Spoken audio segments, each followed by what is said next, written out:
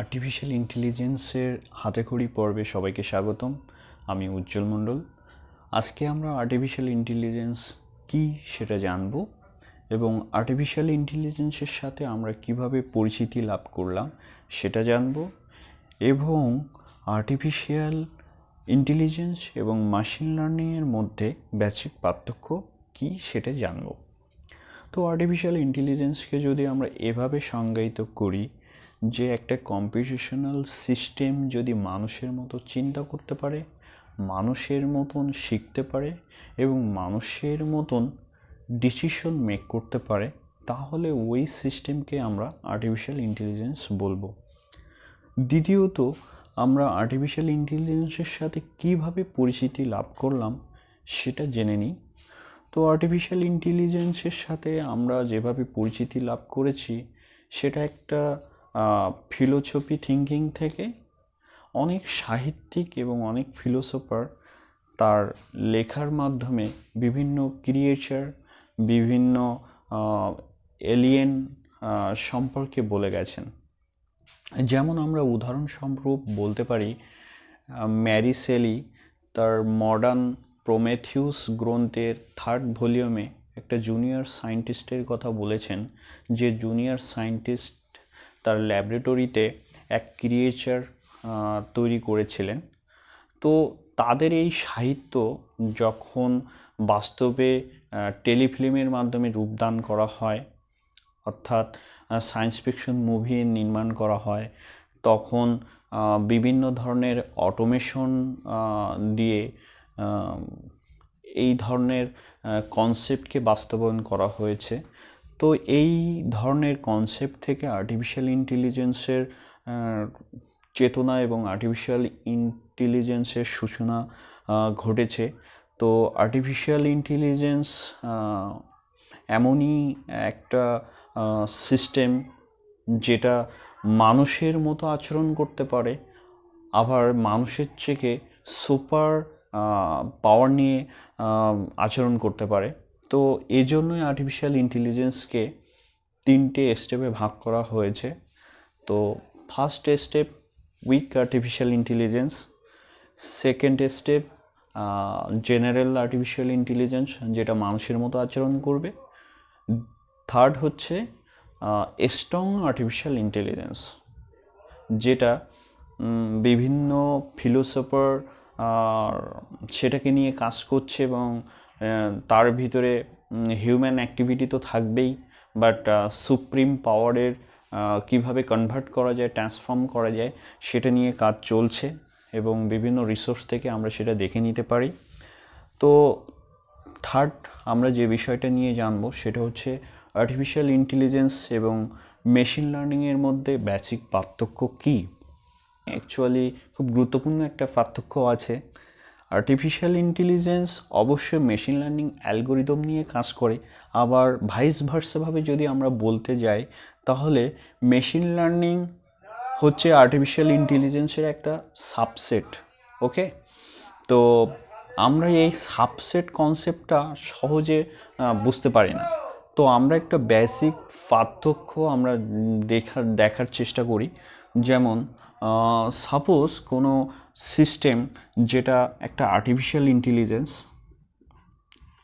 এটা একটা system artificial intelligence, এটা আরেকটা সিস্টেম যেটা শুধুমাত্র মেশিন লার্নিং কনসেপ্ট থেকে বিল্ড করা হয়েছে।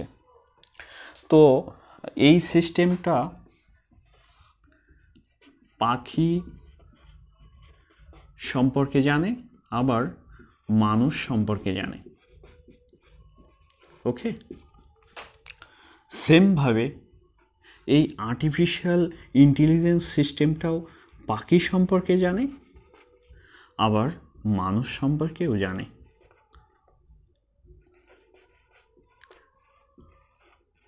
এখন এমন একটা প্রাণী আইডেন্টিফাই করতে দেওয়া হলো দুটো সিস্টেমকেই। সাপোজ ধরে নিলাম তার ভিতরে কিছু অংশ মানুষের মতো বৈশিষ্ট্য, আবার কিছু অংশ পাখির মতো বৈশিষ্ট্য। যখন এই সিস্টেমটা অর্থাৎ মেশিন লার্নিং দিয়ে তৈরি করার এই সিস্টেমটাকে আইডেন্টিফাই করতে দেওয়া হবে, তখন মেশিন লার্নিং কনফিউজ হয়ে যাবে এবং প্রপারলি সে আইডেন্টিফাই করতে পারবে না। সে কখনো বলবে পাখি, আবার কখনো বলবে মানুষ। ওকে, সো বাট আর্টিফিশিয়াল ইন্টেলিজেন্স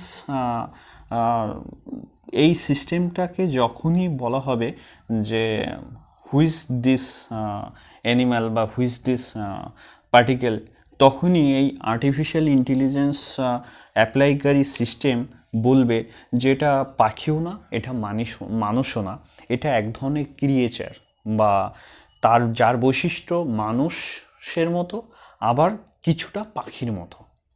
সেটা হতে পারে, যদি আমরা বাংলা এভাবে বলতে পারি যে এই ক্রিয়েচারটা পরীর মতো, তাহলে আমরা দেখতে পাই পরীর কিছু অংশ মানুষের মতো, আবার কিছু অংশ পাখির মতো। এটা একটা ইমাজিন থিঙ্কিং। সো এটাই একটা পার্থক্য, বড় একটা পার্থক্য, যে আর্টিফিশিয়াল ইন্টেলিজেন্স শুধুমাত্র প্রিভিয়াস ডেটার উপরে অ্যানালাইসিস করবে না, সে প্রয়োজনে প্রিভিয়াস ডেটার সাথে ডিল করবে, বাট নতুন থিঙ্কিং করার অ্যাবিলিটি তার ভিতরে থাকবে।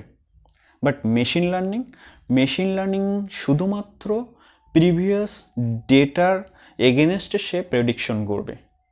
হ্যাঁ, প্রিভিয়াস ডেটার থেকে যে মডেলটা বিল্ড আপ করবে, সেই মডেলকে সে আবার সংশোধন করতে পারে যখন সে প্রিভিয়াস ধরনের বা একই রূপ ধরনের ডেটা আবার নতুন পাবে, তখন সে তার মডেলটাকে রিমডুলেট করতে পারে। তো এটাই হচ্ছে বেসিক ডিফারেন্স যে আর্টিফিশিয়াল ইন্টেলিজেন্স এবং মেশিন লার্নিং কী।